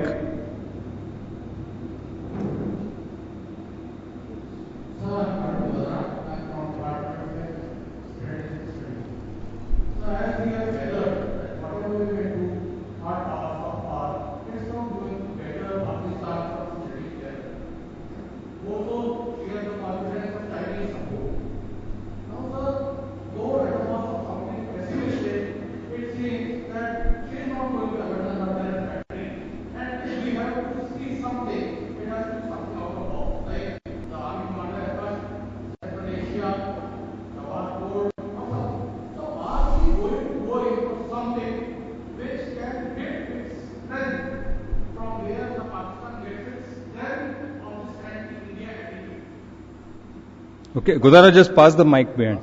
Last question. Yeah. Onkar, just give it to Shweta behind. Yeah, okay.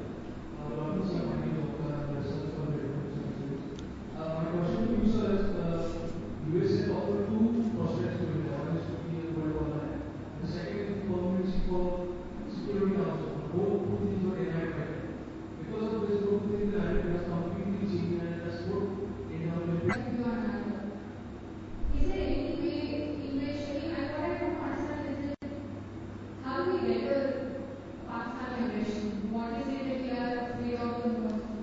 And why is it that we can't, I understand the implications of changing our nuclear doctrine because of China also at the border, but is it possible to use our nuclear strength to deter Okay, thank you. Okay, briefly put, because I'm told we are out of time. How do we counter China? Diplomatically, we can create some very strong relationships that encircle China and make China feel insecure. China has borders with 14 countries. It doesn't have good relations with all of them. Japan in particular is very keen to side with India. So is Vietnam. So are old friends like the Russians, who are not completely in Chinese camp. They have begun to engage with the Chinese to tell us that don't go so close into America's embrace. We are still there. And they have done things for us which many other countries would probably take decades to get around to doing. So we have options. That's diplomatically. But I think most importantly, what India needs to do is, India needs to get its act together. It needs to first have a defined set of goals that we must achieve. You know, we are a bunch of wafflers. You know, we just muddle along. You have a former National Security Advisor, former Foreign Secretary, reading Bharat Karnat's book, Why India is Not a Great Power Yet. And in which he says that, you know, if you have NSAs who turn around and say that we don't need to aspire for the higher table, it will come to us one day. Just like Nehru gave away the seat to China from the UN Security Council, thinking our time will come and we'll get it. And now China is the one which is very well popular. Right? So there is, I think we have to shed idealism. We have to be very focused. We are a large mass of people, but we are discoordinated. We are too much of a cacophony of a democracy. We take our ability to talk and listen too seriously, and that includes me. And most importantly, we do not have very specifically agreed goals in South Bloc as to how we should be. Now, I mean, many senior officers are of the view that this whole recent set of statements by ambassador in China and Chinese responses about Doklam is a typical MEA attitude. They take pride in the fact that we have a contested border, but we haven't fired a shot at each other for the last, 30 years since 67. So, I think we have to change that approach, because China will do what it wants to do. Whether you can counter it, but China also pulls back when you look them in the eye. Now, the second question is that what other military measures can you adopt?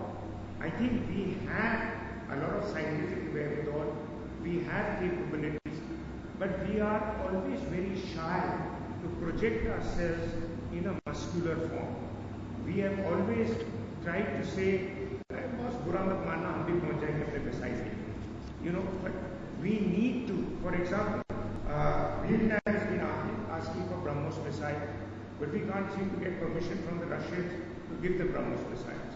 And BrahMos is quite a lethal missile system, as we all know. Akash is being asked for, which is very much an Indian product. That also we don't want to do, because we think we'll end up upsetting them.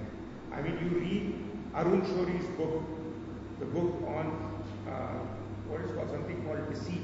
I was just going through it a while ago. It's about how we say something in Parliament, we say something in the press conference, we give something else in a written statement, always appearing to be the nice guy and being browbeaten by the Chinese. As far as Pakistan is concerned, quite frankly, I mean, those diplomats who are peaceniks find I'm a nuisance. But I must say, in all honesty, the day somebody can give me a good set of benchmarks that we will agree to follow to reach peace, as Little Hart said, that if you want peace, then understand war. I think many of us have attempted to understand war. We want peace, but we don't see it writing at the end of the road or on the horizon.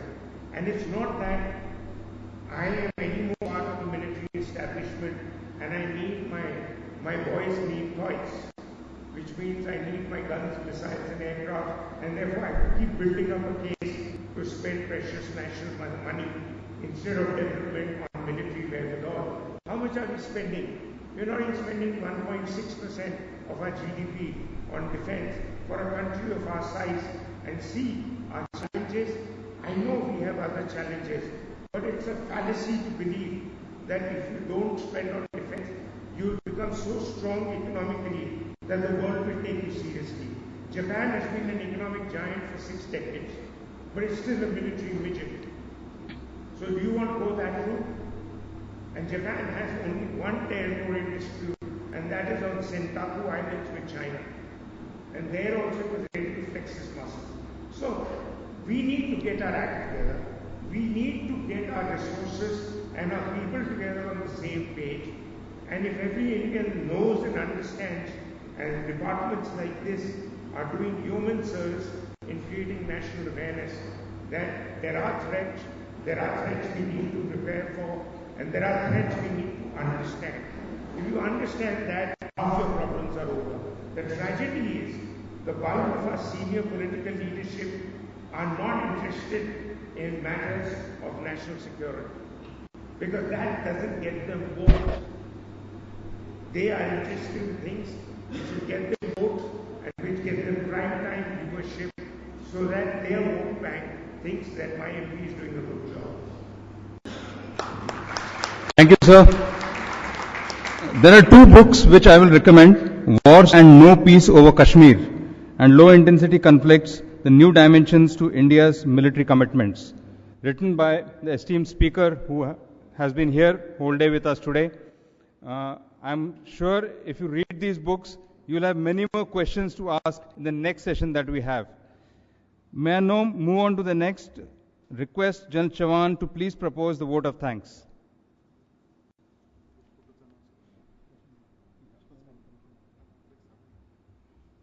After the vote of thanks, we'll have the national anthem, and thereafter we move for the group photograph in the marble hall behind you. Vote of thanks by General Chavan.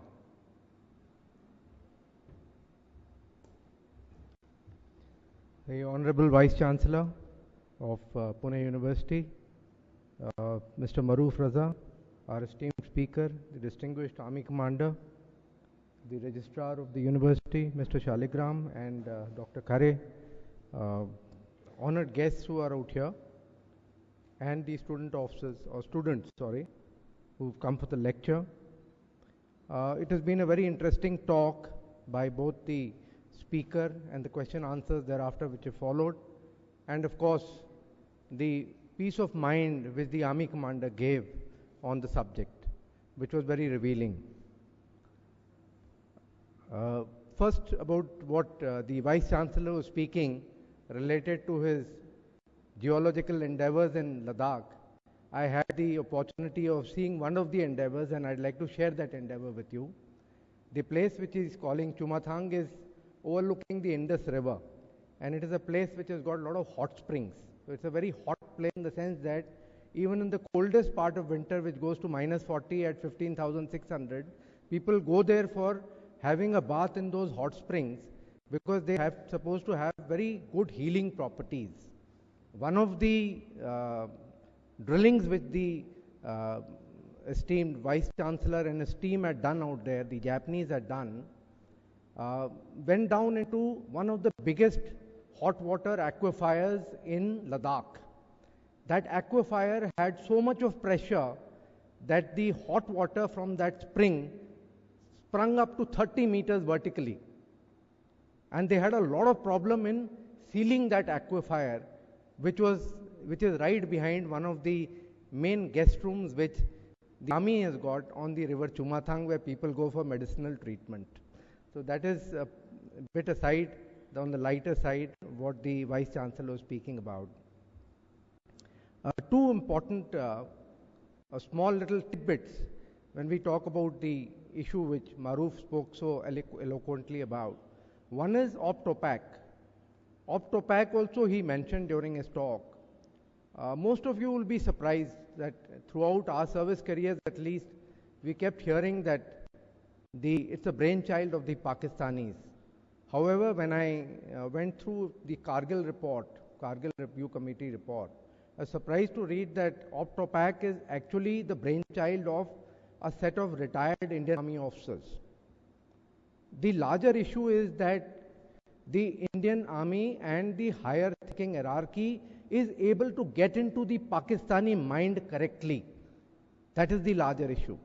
So it's not that we can't deconstruct this monster on the Western sector. We can deconstruct this monster. That is number one.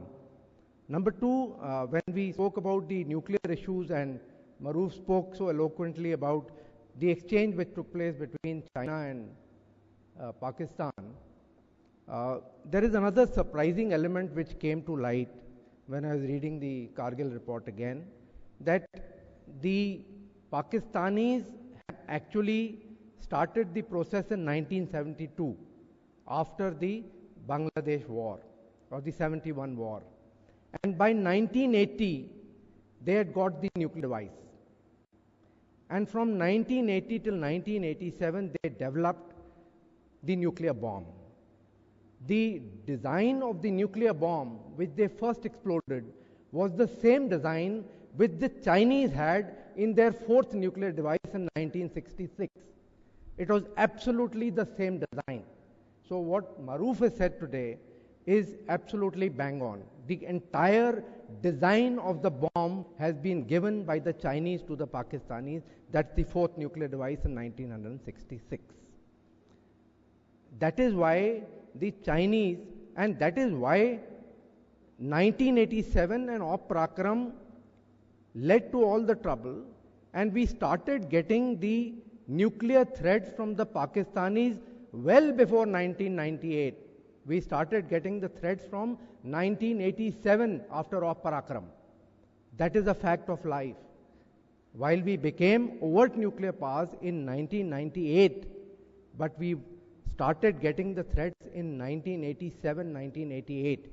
1990 was an open threat which was given to India during Op Parakram. So that is just on the sidelines of little bit of information related to it. When I look at the India and Pakistan relationship, having served so many years on the Kashmir frontier, and especially during the hot years between 1989 and 2014, just two things come to my mind. That when you deconstruct Pakistan, you find that the strongest thread which runs through this madness is the Pakistan army.